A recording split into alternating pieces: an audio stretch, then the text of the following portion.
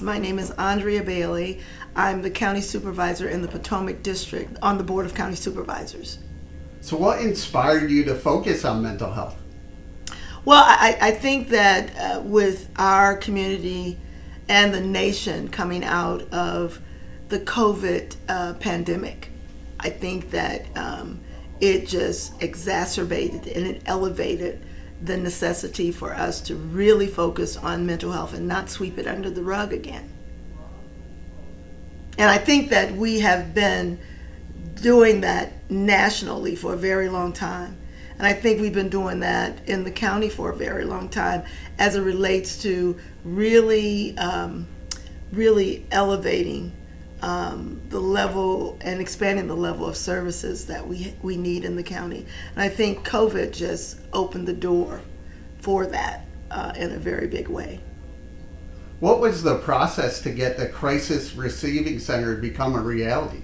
Well, I think that we don't, when we become elected officials, we don't do the job by ourselves at all. And so the process for me was to really talk to, investigate, and discuss the needs in the county. And when I did that, what came out of that were 93 stakeholders that believed in having a crisis receiving center, a mental health care center here in Prince William County, as well as our public safety employees. They needed a place where when they go and pick up someone that has an episode, or when there's someone in the community that is having an episode, there needs to be a place where the person can go and get help. And so the 93 stakeholders, our public safety community, as well as our state and federal delegation, really believed in Prince William County having a crisis receiving center. And so the combination of all of those individuals really began the process of us talking more to the community, finding out what the needs are, as well as applying for grants from a state, private, and federal perspective to understand what it would cost to establish a center. Do we build it from the ground up, or do we retrofit, as we are doing, a building to make sure that there's a facility to serve people? What is going to be at the CRC?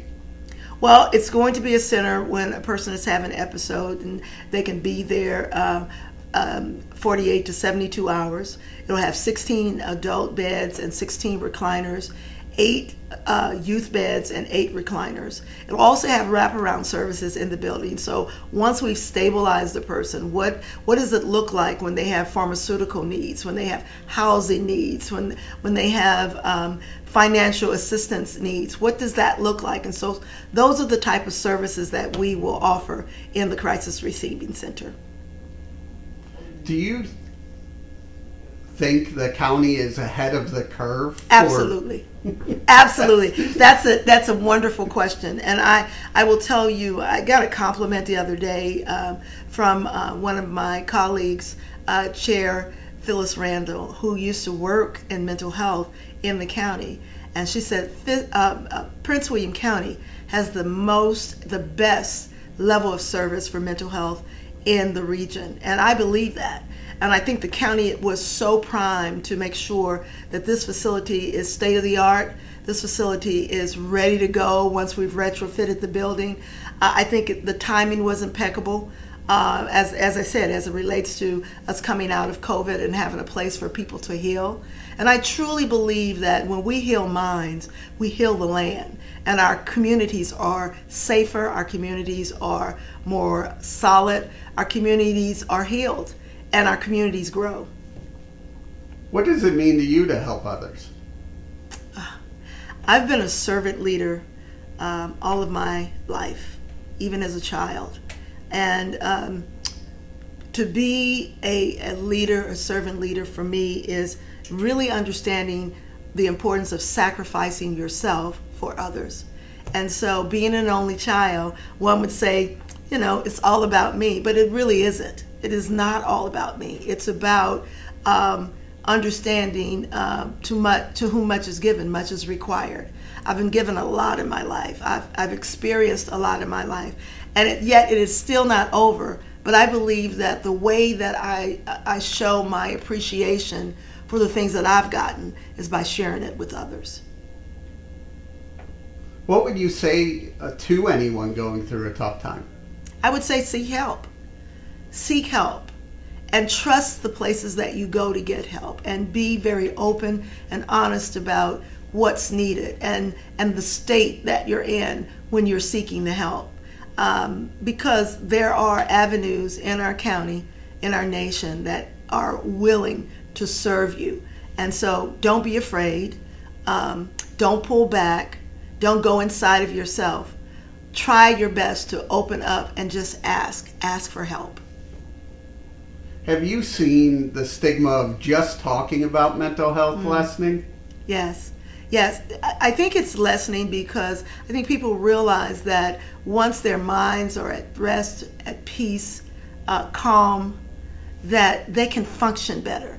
You know, even if we exercise more, and I certainly need to do that, but if we exercise more, the endorphins that we release in our brain helps us to really have a release and really be more engaging and freer in our being. And so I think what we're beginning to experience when we see advertisements on TV, or when we have spokespersons that come to our communities to talk about mental health, it's a freeing of the mind and the spirit to be just who you are. So I see the stigma being lessened because it's a real thing.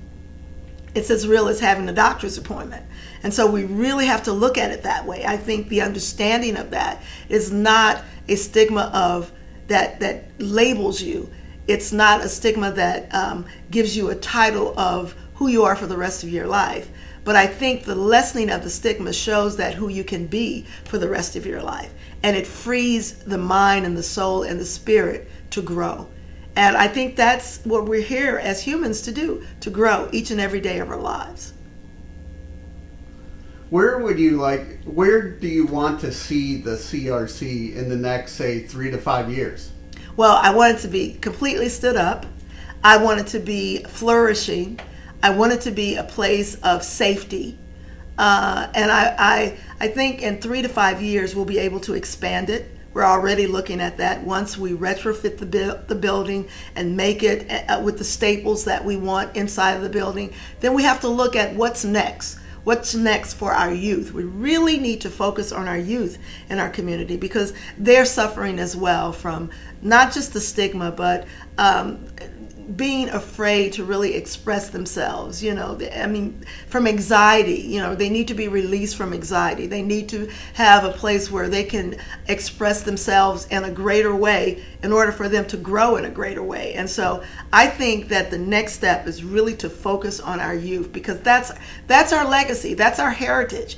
And so we really need to figure out what is it that they might need to make sure that they're the next legacy for the next generation. How can people reach out to you?